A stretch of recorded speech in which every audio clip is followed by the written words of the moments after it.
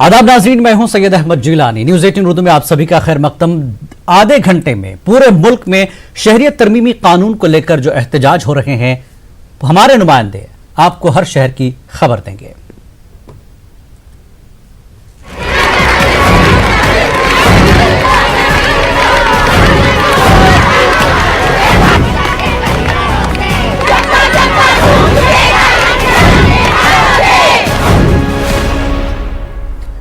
CA, NRC और NPR के खिलाफ मुल्क गिर एहतजाज का सिलसिला लगातार जारी है। एहतजाजियों का कहना है कि हमारे हक से हमें महरूम करने की कोशिश की जा रही है, इसलिए सीए वापस लेना ही होगा।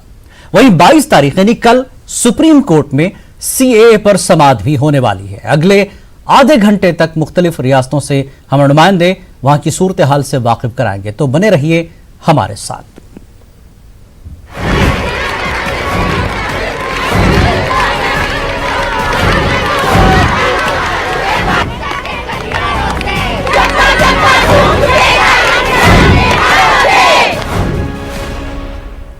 शहरियत कानून और एनआरसी के खिलाफ दिल्ली में एहतजाज का सिलसिला जारी है। एक तरफ शाहीन बाग में खवातीन का एहतजाज जारी है, तो दूसरी तरफ जामिया मिल्लत इस्लामिया में भी एहतजाजी प्रोग्राम लगातार हो रहे हैं।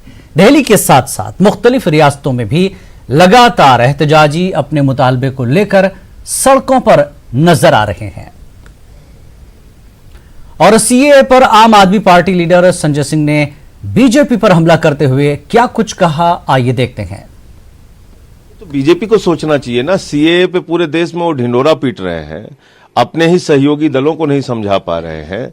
नेताजी सुभाष चंद्र बोस के पौत्र ने खुलेआम विरोध किया है सीए का, तो अब तो ये भाजपा को तय करना होगा। पूरे देश में आप ढिंडोरा पीट रहे हैं, अपने सहयोगी दल और अपने पार्टी के लोगों को नहीं समझा पा रहे हैं आप।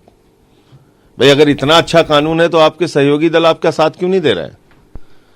या नेताजी सुभाष चंद्र बोस के पौत्र जिनको लेके आपने रैली सभाएं और उनको बीजेपी का प्रदेश का उपाध्यक्ष बनाया वेस्ट बंगाल का, वो क्यों आपके विरोध में है? आप अपने ही लोगों को नहीं समझा पा रहे हैं और पूरे देश में ढिंडोरा पीट रहे हैं।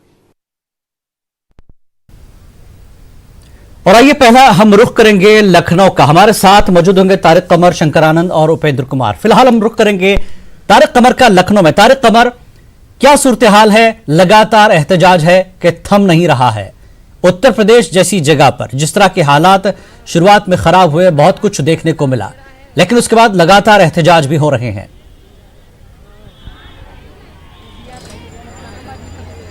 जिलानी, लखनऊ का मंजरनामा बहुत तब्दील है। और देखिए, गुज़िश्ता 5 रोज़ के दरमियान जिस अंदाज से यहाँ ख़वातीन निकल के आई हैं, उन्होंने एहसास करा दिया है कि वो अपने हुकूक़ के लिए किस हद तक बेदार हैं। बहुत अहम बात यह है कि देखिए, कल मुनव्वर राना साहब जो कि बहुत मारूफ शायर हैं, उनकी 2 बेटियों के नाम बाकायदा तौर पर FIR दर्ज की गई, लेकिन हौसलों का आलम यह है, अज़्म इस कदर मुस्तहकम है, मोहकम है कि उनकी तीसरी बेटी आज यहाँ धरने पर मौजूद है। मैं बता दूं अपने तमाम नाज़रीन को कि एक ऐसा मारूफ शख्स जिसकी 2 बेटियों के नाम FIR पहले हो चुकी है, उनकी तीसरी बेटी आज यहाँ पर मौजूद है। क्या कहना चाहेंगी आप? जी, मुझे ये कहना है, वो कितनी FIR करेंगे और कहाँ तक ये जेलों में भरेंगे? हम लोग डरने वालों में से नहीं हैं, और हम हक़ के लिए, हमको जो तरबियत मेरे अब्बा ने दी है और जो हमारा इस्लाम बोलता है कि हक़ के लिए लड़ो और सच बोलो, तो हम लोग डरने वालों से नहीं हैं। वो कितनों को भरेंगे, कहाँ तक भरेंगे? और हम स्पेशली कुछ लोगों से पूछना चाहते हैं, लाइक वसीम रिजवी, जिन्होंने यहाँ पे बैठी हुई औरतों को बाजारू औरत कहा है। अरे बाजारू औरत कहने से पहले थोड़ा तो सोच लेते, ये वही औरत हैं जो किसी की बहनें हैं। अरे एक सबकी छोड़ी, बीजेपी के हमारे माननीय मंत्री जी, वो योगी जी, उनकी हम बहनें हैं। उन्होंने हम लोग को 3 तलाक के टाइम अपनी बहनें बोला था, वही बहनें आज बाजारू औरतें हो गई, यहाँ बैठी हैं। बेटी बचाओ बेटी पढ़ाओ, तो बेटी और बहनों पे ऐसे बेदाग चीजें लगा रहे हैं, कैरेक्टर पे उंगलियां उठाई जा रही हैं। और जो रेप हो रहे हैं हिंदुस्तान में, सबसे ज्यादा रेप इनके उसमें हुआ है। पहले कहते थे कांग्रेस या समाजवादी, मोदी जी सब लोग आप देखिए, वसीम रिजवी जैसे लोगों के ऊपर इल्जाम लगाया जा रहा है कि उन्होंने बहुत गलत ज़बान इस्तेमाल की है, बिलखुसूस ऐसी खवातीन के लिए जो बाइज्जत घरानों से यहाँ धरने में आ रही हैं। क्या कुछ कहेंगी आप? जी बिल्कुल, यहाँ पर सब अच्छे अच्छे घरों की लेडीज़ हैं, क्योंकि हम लोग अपने अधिकार के लिए बाहर निकले, ना कि यहाँ पे कुछ गलत करने।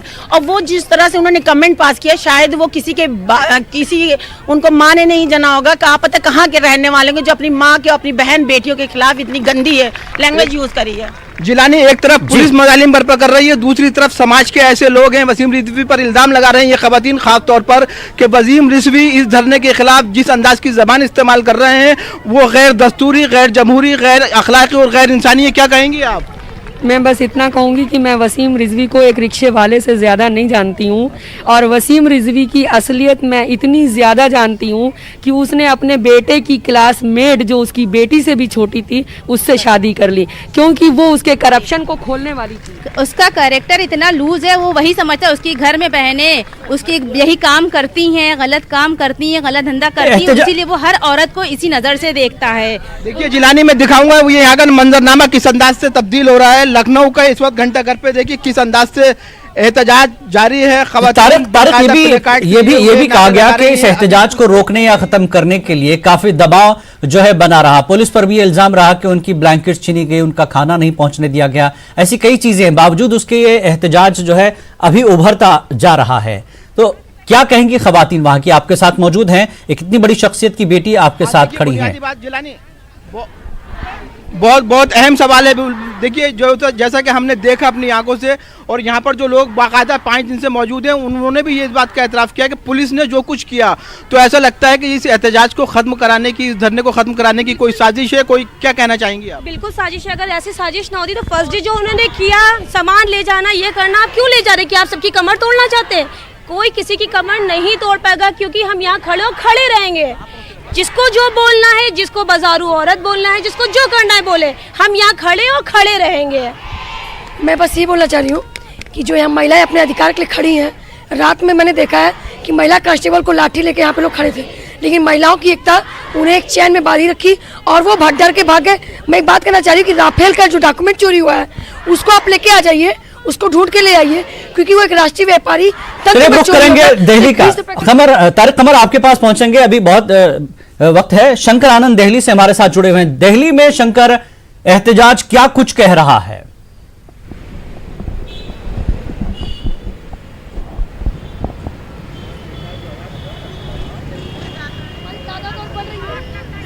शंकर, आपको आवाज आ रही है मेरी? आवाज फिर से दोहराएं। जी, दिल्ली का एहतजाज क्या कुछ कह रहा है? आज काफी लगातार दिल्ली से शुरुआत हुई थी, पूरे मुल्क में ये आग फैली है एहतजाज की।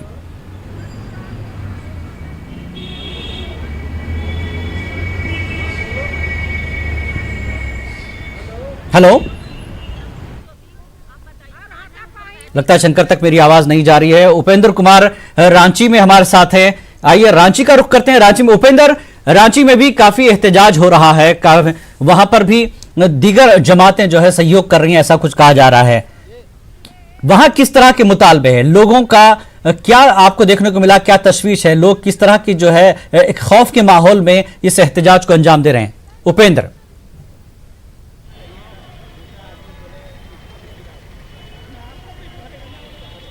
तो ये 3 तस्वीरें 3 रियासतों से आप देख रहे हैं। तारिक कमर ने जैसा कि तफसीलात बताई, वहां पर जो खवातीन हैं उनका सीधा इल्जाम है कि अब इस एहतजाज को सबूताज करने की खवातीन पर जो है मनगढ़ंत इल्जामात, बेतुके और बेहुदे इल्जामात लगाए जा रहे हैं। शाहीन बाग की तरह दरभंगा में भी, लाल बाग में भी शहरियत कानून और एनआरसी के खिलाफ एहतजाज किया जा रहा है। इस एहतजाज में एएमयू तलबा यूनियन के साबिक सदर मशकूर अहमद उस्मानी ने भी शिरकत की। उन्होंने कहा कि मुल्क को हिंदू राष्ट्र नहीं बनने दिया जाएगा। अमित शाह ये कहते हैं कि विपक्ष मुसलमानों को डराने का काम बंद करे। मैं ये कहना चाहता हूँ, अमित शाह जी, अगर मुसलमान या कोई भी आदमी जो सड़कों पे है, डरा हुआ आदमी कभी सड़क पे निकल के आता है? आप डर गए हैं, आपने अपनी सभाएं कैंसिल किया। हम डरे नहीं है, डरे होते ना तो घर में होते। अभी बाहर है, इसका मतलब डरे नहीं है, और आपसे डरने वाले भी नहीं है, क्योंकि हम इस देश के संविधान की रक्षा कर रहे हैं। जो बाबा साहब भीमराव अम्बेडकर ने जो संविधान दिया है, जो इस देश में बराबरी का अधिकार देता है जो इस देश में शहरियत में बराबरी का अधिकार दे, उसके संविधान के लिए लड़ रहे हैं। आपको इस मुल्क को हम हिंदू राष्ट्र नहीं बनाने देंगे। न धर्म के खातिर निकले हैं, न धार्मिक मुद्दों पे निकले हैं, हम संविधान बचाने निकले हैं, हम संविधान बचाने निकले हैं। दूसरी बात सुनिएगा, हिंदुस्तान पुकार रहा है हिंदुस्तान की बेटी को, इसलिए सड़क पे संविधान पुकार रहा है सर। कोई धर्म और आइए रुख करेंगे दिल्ली का। शंकर आनंद हमको सुन पा रहे हैं। शंकर, दिल्ली से फैली ये आग, शहरियत तरमीमी कानून का लगातार एहतजाज हो रहा है, लोग सड़कों पर है, लेकिन सरकार है कि इनकी तरफ एक इंच भी आने को तैयार नहीं। क्या कह रहे हैं वहां के प्रोटेस्टर्स?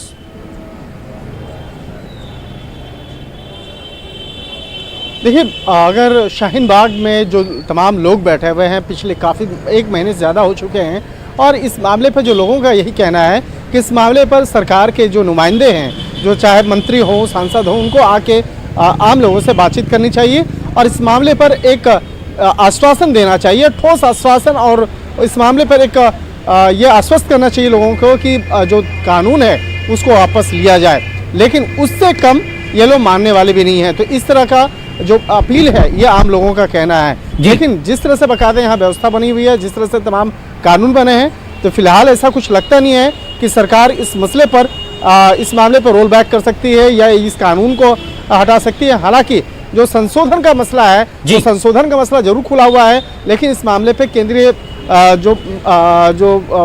है केंद्रीय सरकार जो है बकायदा वही इस मामले पर फैसला कर सकते हैं। यहाँ इतना स्पष्ट है कि जिस तरह से यहाँ पर पिछले काफ़ी दिनों से लोग बैठे हुए हैं सड़कों पर, उसके चलते यहाँ पर जो काफ़ी परेशानी जो है आम लोगों को भी हो रही है, स्थानीय लोगों को भी हो रही है। और इस मामले पर दिल्ली पुलिस की जो रुख है वो स्पष्ट तौर पे है कि यहाँ पर आम लोगों को फिलहाल उन लोगों के साथ में कोई भी इस मामले पर उसको ज़बरदस्ती वहाँ से नहीं हटाया जाएगा। लेकिन इस मामले पर अब देखना लाजमी होगा कि कल इस मामले पर सुप्रीम कोर्ट में मसला है, सुप्रीम कोर्ट में इस मामले को किस तरह से देखती है वो देखना का लाजमी होगा। हालांकि जिस तरह से यहाँ विरोध प्रदर्शन हो रहा है, आज कांग्रेस के वरिष्ठ नेता दिग्विजय सिंह भी पहुंचने वाले हैं। हालांकि कांग्रेस के जो दिग्विजय सिंह जो हैं बकायदा कल रात में भी आए थे और वो भी आकर यहाँ पर जो एनआरसी और सीए के विरोध में जो लोग बैठे हुए हैं उससे आकर उन्होंने मुलाकात की थी। आज आने वाले हैं और आज तकरीबन 1 बजे आकर वो आम लोगों से संबोधित करेंगे। आम लोगों को संबोधित करते हुए बकायदा वो आज बताएंगे कि किस तरह से कांग्रेस के जो तमाम जो लोग हैं वो भी इसके खिलाफत में हैं। तो आज देखना लाजमी होगा कि किस तरह से दिग्विजय सिंह यहाँ पर आम लोगों से बातचीत करेंगे और मंच से किस तरह से संबोधित करेंगे वो देखना लाजमी होगा। बिल्कुल, अब रुक करेंगे, वक्त बचा हुआ है जी, अब रुक करेंगे रांची का। उपेंद्र हमारे साथ काफी देर से रुके हुए हैं, हम फिर लौटेंगे शंकर आपके पास। उपेंद्र कुमार हमारे साथ रांची से जुड़े हैं। उपेंद्र, क्या जानकारी है, क्या अपडेट देंगे आप? इस वक्त रांची भी जो है एहतजाज का शहर बना हुआ है।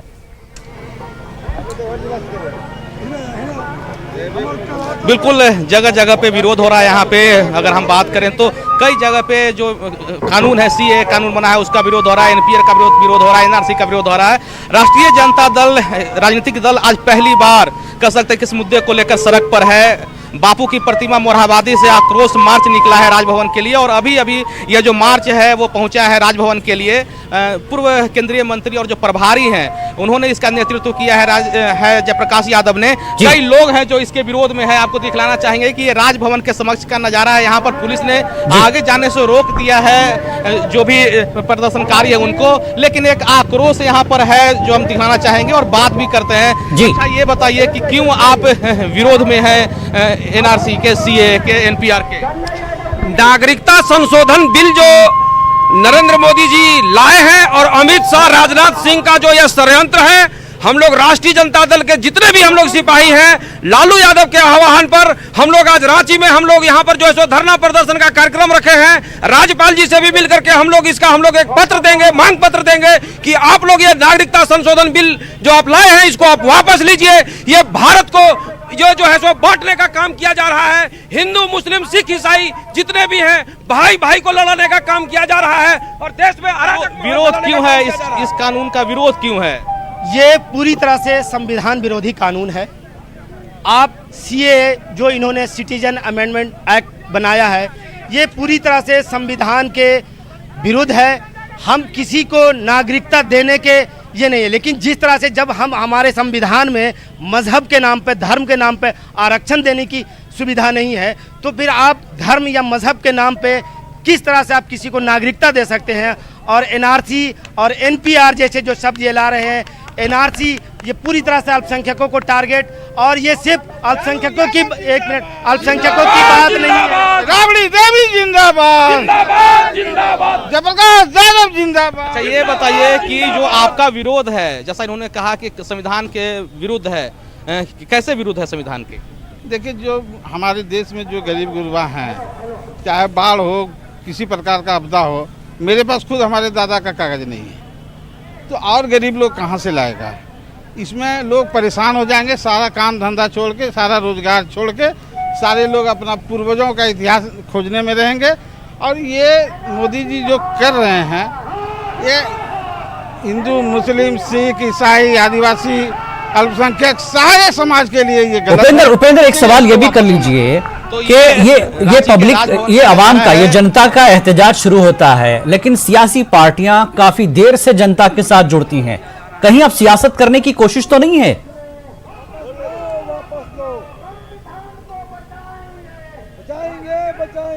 सवाल तो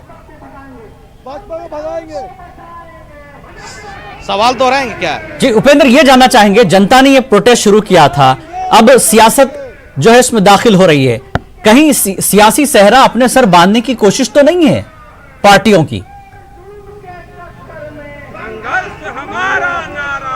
एक सवाल है कि क्या आपको नहीं लग रहा है कि इस मुद्दे पे सियासत हो रही है, राजनीति हो रहा है? नहीं, एक मिनट, मैं बताना चाह रहा हूं, हमारे सामाजिक न्याय के मसीहा लालू प्रसाद यादव जी, जिन्होंने अपने आप को जेल में जाना, अपने जीवन को खत्म करना मंजूर किया, लेकिन ये मनुवादियों, ये संविधान विरोधी, ये जुमलाबाजों के आगे कभी भी घुटना नहीं टेका। आप पूरे देश में देख रहे हैं कि जो लोग बीजेपी आरएसएस को ज्वाइन करते हैं, पता नहीं वो कौन से डिटर्जेंट उनके पास है कि वो सारे पाक साफ हो जाते हैं। ठीक है, हमारे लालू यादव। ठीक है, अब सीधे रुख करेंगे लखनऊ का। तारिक कमर हमारे साथ जुड़े हुए हैं। तारिक कमर, एहतजाज की शिद्दत बढ़ती है घंटा घर में, अब एक नई चीज लग गई है कि अब एहतजाज को सबूताज करने के लिए अब इल्जाम लगा दिया जाए।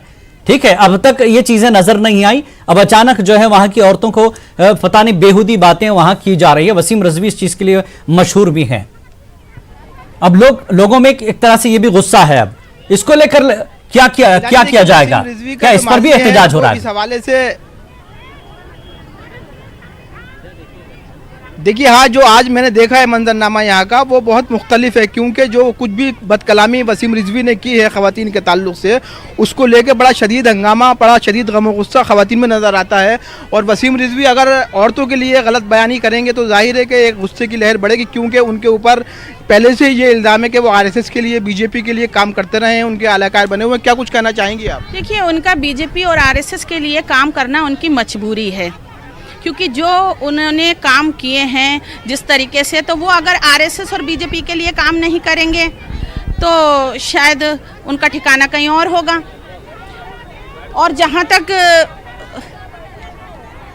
सबसे बड़ी बात यह है कि मैं आज इतना बड़ा मुद्दा चल रहा है, तो ये वसीम रिजवी का जहाँ तक जिक्र कर रहे हैं आप, उनका तो अपना कोई खुद का मेयार नहीं है, तो हम उनकी बात करके टाइम ख़राब करना नहीं चाहते, क्योंकि ये हमारा टॉपिक नहीं है। जिलानी, देखिए, बहुत खूबसूरत बात की है इन्होंने कहा है कि वसीम रिजवी बिल्कुल गैर ज़रूरी किरदार है, उनके हवाले से बात करने से यहाँ पर कोई फ़ायदा नहीं है। और ये जो एक धरना है, मुजाहरा है, इसकी लो शदीद होती जा रही है। जाहिर है कि बहुत दूर दूर से ख़वातीन यहाँ आ रही हैं। आप क्या कहना चाहेंगी जिस अंदाज से अब हम देखते हैं कि ये शदीद होता जा रहा है एहतजाज? नहीं, मैं ये बोलना चाहूँगी, ये जो हो रहा है सब गलत हो रहा है। मोदी जी जो कर रहे हैं वो उन्हें नहीं करना चाहिए, क्योंकि इसमें इन लोगों का नुकसान नहीं है, इसमें उनका भी साथ में देश का नुकसान हो रहा है। ये आप देखिए, लोग अपना काम छोड़कर यहाँ बैठे हुए हैं, खाना पीना छोड़कर, अपना बच्चों को छोड़कर यहाँ पे बैठे हैं। तो उस चीज़ को देखते हो मुझे लग रहा है एनआरसी का ये जो है विरोध ये लोग ठीक कर रहे हैं, और करना भी चाहिए, क्योंकि हम एक है, हम भारत के लोग हैं। और मैं यही मानूंगी कि इन लोग को सपोर्ट करने मैं आई हूँ। मैं हिंदू हूँ, बट मैं सपोर्ट करें ऐसा नहीं है मुस्लिम ही है, यहाँ सब जाति के लोग हैं, हिंदू, मुस्लिम, सिख, ईसाई, आपस में भाई भाई। हिंदू, मुस्लिम, सिख, ईसाई आपस में क्या कहेंगे? मैं सिर्फ ये कहना चाहती हूँ कि मोदी जी ने जो एनआरसी और सीएबी लागू की है, देश की जनता को वो रोजगार दे नहीं पा रहे हैं, सुविधाएं दे नहीं पा रहे। एनआरसी कह रहे हैं, एक वोटर लिस्ट जिनसे ठीक से नहीं बनती है उसमें नाम छूट जा रहे हैं। आज वो एनआरसी लगा के, सीएबी लगा के लोगों को देश से बाहर निकाल ली। वो सिर्फ हिंदू मुस्लिम करना चाहते हैं ताकि जनता बटे और उनका काम हो फायदा। आज हमारे गृह मंत्री लखनऊ में मौजूद हैं। मैं उनसे और सरकार से ये पूछना चाहती हूँ कि वो एनआरसी के नाम पर आसाम में उन्होंने 1600 करोड़ खर्च कर दिए। अब पूरे हिंदुस्तान में एनआरसी लागू करके 70 से 80 हजार करोड़ खर्च करना चाहते हैं, लेकिन वो हिंदुस्तानियों के ऊपर खर्च करना क्यों नहीं चाहते? किसान बेमौत मर रहा है, नौजवान बेरोजगार है, तो जीडीपी हमारा गिर के 4.5% पे पहुंच गया है। तो जहां देश की अर्थव्यवस्था क्रैश हो रही हो तो उस पोजीशन में उन्हें ये पैसा स्वास्थ्य, शिक्षा और बेरोजगार परेशान किसानों के ऊपर, बेरोजगारों के ऊपर लगाना चाहिए। आपने देखिए जिलानी बहुत अहम मुद्दे उठा रही हैं यहाँ की ख्वातीन, जो लखनऊ जिस हवाले से मशहूर है, मारूफ है, वो तमाम चीज़ें यहाँ पर आ रही हैं। और देखिए एक एहतजाज जो है वो आप देख सकते हैं कि किस अंदाज से मुसलसल भीड़ बढ़ती जा रही है। और देखिए सामने ही जो है आप देख सकते हैं कि सिर्फ बैठी हुई खवातीन, खड़ी हुई खवातीन, बैनर्स, पोस्टर हाथ में लिए हुए, तो एक मंजर है। और ये एक तरह की शिद्दत जो है बढ़ गई है। बेशक हालांकि वसीम रिजवी का कोई सियासी कैरेक्टर नहीं है, लेकिन वो कभी ना कभी इस तरह की बेहुदा और बेतुकी बातें कर कर मंजर आम पर आने की कोशिश करते हैं। टॉपिक नहीं है उनका, लेकिन फिर भी कहीं ना कहीं गम गुस्सा इस चीज को लेकर भी है। हमारे साथ बेंगलुरु से रऊफ भी जुड़ चुके हैं। रऊफ, बेंगलुरु कर्नाटक की अगर हम बात करें, कर्नाटक में भी अब लगातार एहतजाज हो रहे हैं। क्या कह रहा है कर्नाटक? खासकर हम बेंगलुरु की बात करें, बेंगलुरु में अब तमाम तबके के लोग एकजुट होकर इसके खिलाफ हो गए हैं। रऊफ जी बिल्कुल, आज सुबह जो है बेंगलुरु के कल्ब में वाक़े शिवाजी नगर में पुरजोर एहतजाज हो रहा है। शहरियत तरमीमी कानून की पुरजोर अंदाज में मुखालिफत की जा रही है। शिवाजी नगर, जिसे शहर गुलिस्तान बेंगलुरु का कल्ब कहते हैं, ये एक छोटा हिंदुस्तान है। यहाँ पर सभी हिंदू, मुस्लिम, सिख, ईसाई सब मिलजुल कर रहते हैं। यहाँ के चांदनी चौक में, शिवाजी नगर के चांदनी चौक में एहतजाजी जलसा मुनक़िद किया गया है। कर्नाटक ज्वाइंट एक्शन कमेटी के तहत यह प्रोग्राम हो रहा है। यहाँ पर आप देख रहे हैं कि बड़ी तादाद में लोग इकट्ठा हुए हैं। आज यहाँ पर दुकानों को बंद रखा गया है, कारोबार को बंद रखा गया है, और बंद रखते हुए तमाम लोग इकट्ठा हुए हैं और अपना एहतजाज दर्ज कर रहे हैं। सुबह 11 बजे से ये एहतजाजी जलसा शुरू हुआ है। उलमाए कराम इस जलसे से खिताब कर रहे हैं। दुकानें बंद करते हुए ताजिर बड़ी तादाद में यहाँ पर शिरकत किए हुए हैं। तो बताइए सर कि ये प्रोग्राम किसके जानिब से हो रहा है? ये प्रोग्राम जो है आज जॉइंट एक्शन कमेटी की जानिब से हो रहा है। जी, क्या कह रहे हैं आप, क्या मैसेज दे रहे हैं? देखिए, पूरे मुल्क में एहतजाजात हो रहे हैं सीए, एनआरसी और एनआरपी के ताल्लुक से। हम लोगों ने जो एहतजाज किया है, आप देख रहे हैं कि सारी शहर में जो है आज शिवाजी नगर में, पूरे मुल्क में जो है इसका एहतजाज हो रहा है। और 2 बजे तक हम एहतजाज में शामिल रहेंगे और पूरे तिजारत जो है बंद रहेगी। हम ये पैगाम देना चाहते हैं कि ये सीए, एनआरसी और एनपीआर के विरोध में हम लोग जो है इसका एहतजाज कर रहे हैं। इस काले कानून को जो नाफिज किया गया है, इसको हटाया जाए, किसी भी हालत में हटा दिया जाए, और सारी इंसानियत नाफिज नहीं किया जाना चाहिए। सीएए, यही मुतालिबा बेंगलुरु से किया जा रहा है। बताइए क्या मैसेज दे रहे हैं आप? क्या बोलते इस प्रोग्राम में क्यों आए हैं आप? देखिए, बेसिकली मैं तो come to the protest for the CA NRC against the draconian law। तो draconian law है CA। अब मेरे पास तो पूरे मेरे परदादा से लेकर पूरे तक डॉक्यूमेंट्स है मेरे पास। तो मेरे को मेरा डॉक्यूमेंट्स की फिक्र नहीं है। फिक्र है कि भारत के लोगों के पास, जो गरीब तबके के लोग हैं, दलित से जो बाढ़ में उनके डॉक्यूमेंट्स चले गए, उनके खातिर ये ड्रैकोनियन लॉ जो आ गया है, उससे वो बहुत परेशानी वाली है देश वालों को। इसीलिए हमने आया है। ये शिवाजी नगर का इलाका कैसा है? एकदम पूरा टोटल बंद है। इसके लिए प्रोटेस्ट एकदम कामयाबी है। हम लोग सीएए को हटाना चाहते हैं और एनआरपी को और एनसीआर को, तीनों को हटाना है। किसी भी हालत से हम लोग डॉक्यूमेंट नहीं दिखाएंगे। यहाँ पर जो है प्रोटेस्ट में बड़ी तादाद में लोग हिस्सा लिए हुए हैं। बेंगलोर में हर दिन प्रोटेस्ट हो रहे हैं सीएए के खिलाफ, एनआरसी के खिलाफ, एनपीआर के खिलाफ। लोग सरापा एहतजाज हो गए हैं। ऐसा मंजर शायद पहले कहीं कभी नजर आया हो। हमने यहाँ पर हम देखते हैं कि हमने तहरीक आज़ादी यानी कि जंग आज़ादी नहीं देखी, कई बड़े मौके नहीं देखे, लेकिन ये जो 1 महीने से एहतजाज हो रहे हैं बेंगलुरु में, बड़े ही पुरजोर अंदाज में एहतजाज हो रहे हैं। ये एहतजाज एक बड़ी ताकत की शक्ल में, एक तहरीक की शक्ल में हो रहे हैं। बताइए सर। ये जो लोग आज आए हैं शिवाजी नगर के चौक में, अल्हम्दुलिल्लाह ये कोई किराए के लोग नहीं हैं जो पैसों के देकर ट्रकों में या बसों में डाल के लेके आते हैं। खुद अपने कारोबार बंद करके, अपनी रोजी रोटी को छोड़ के हिंदुस्तान की इस दूसरी आज़ादी में, जिसे हमने अभी भी दिखाया कि हमारे दादा लड़े थे गोरों से और हम लड़ रहे हैं चोरों से, ऐसे ही इस चोरों का आज खात्मा करना है और इनका खत्म, इनका वक्त हो चुका है। अब वापस ये दोबारा आने वाले नहीं। मोदी और शाह की तानाशाही नहीं चलेगी। ये हिंदुस्तान के अवाम का एक फाइनल अल्टीमेटम है केंद्र सरकार के लिए कि अभी शिवाजी नगर बेंगलुरु में एक बड़ा एहतजाज इस वक्त देखने को मिल रहा है। सारे कारोबार बंद है, दुकानें बंद हैं। एक बार फिर रुख करेंगे तारिक कमर का। तारिक कमर, उत्तर प्रदेश की अगर हम बात करें, सियासी मंजरनामा एक तरफ बदलता है, समाजवादी पार्टी बीएसपी, वहां पर सियासत जो है एक तरह से ऐसी हो रही है कि अब प्रोटेस्टों को एक तरह से किसी तरह से कहा जाए कि अब सियासी प्रोटेस्ट है, जनता का नहीं है। ये एक बात है। दूसरी बात, इस तरह के प्रोटेस्ट को लेकर कहीं ना कहीं सियासी पार्टियां अभी देखो और इंतजार करो की पॉलिसी भी अपना रही हैं। तो क्या कुछ कहेंगे कि अखिलेश यादव की बेटी भी इस प्रोटेस्ट में नजर आई? जिलानी, बहुत अहम सवाल आपका है, लेकिन जिलानी इस सवाल के कई पस मंजर हैं, कई जवाब हैं। मैं बता दूं आपको कि देखिए, कहीं ना कहीं सियासी पार्टियां मोहतात हुए हैं जरूर, लेकिन ये भी है कि ये लोगों की कोशिश ये भी है कि ये जो एहतजाज है, ये जो मुजाहरा है, ये जो धरना है, इसे कहीं से कोई सियासी रंग न दिया जाए, क्योंकि ये पूरे कौम के लिए, पूरे मुल्क के लिए है। ये किसी मखसूस समाज के लिए, किसी मखसूस शोबा हयात के लोगों के लिए नहीं है, किसी मखसूस मजहब के लोगों के लिए नहीं है, बल्कि ये हर उस गरीब इंसान के लिए है, उस आवाम के लिए है जिसको आने वाले वक्त में दुश्वारियों का सामना करना पड़ सकता है। तो देखिए, मैं बता दूं आपको कि लखनऊ, जो कि एक सियासी एतबार से भी बड़ा एक अहम शहर है, उसमें आज अमित शाह मौजूद हैं। खवातीन का मानना था, सुबह से ये उम्मीद की जा रही थी कि जब अमित शाह आएंगे तो कहीं ना कहीं उनकी बात उनके कानों तक पहुंचाई जाएगी, लेकिन एक जो मंजरनामा है वो इस अंदाज का सामने आया है कि यहाँ पर पुलिस फोर्स आई है और मैं समझता हूँ कि कई अंदाज के जो टुकड़ियाँ हैं वो तैनात की गई हैं, लेकिन कोई भी दस्ता, कोई भी हुकूमत का अहलकार, कोई भी मुंतजमीन ऐसे नहीं आए हैं जो ये कोशिश करें कि इन मजलूम खवातीन की आवाज़ उन कानों तक, उन ऐवानों तक पहुँच जाए जहाँ से बाकायदा इस पर कोई अमल किया जा सके। तबस्सुम, आप कई दिन से यहाँ पर हैं, प्रधानमंत्री को भी आपने खत लिखे हैं, अमित शाह से क्या मुतालबा करना चाहती हैं आप? देखिए, मैं अमित शाह जी से ये मुतालबा करना चाहती हूँ कि आज वो लखनऊ में यहाँ मौजूद हैं, हम खवातीन की बात को सुने। जो कॉन्स्टिट्यूशन के साथ छेड़छाड़ हुई है, जो बदलाव हुआ है, हमारा कॉन्स्टिट्यूशन उसकी इजाज़त नहीं देता है, हमारा कॉन्स्टिट्यूशन उसकी इजाज़त नहीं देता है।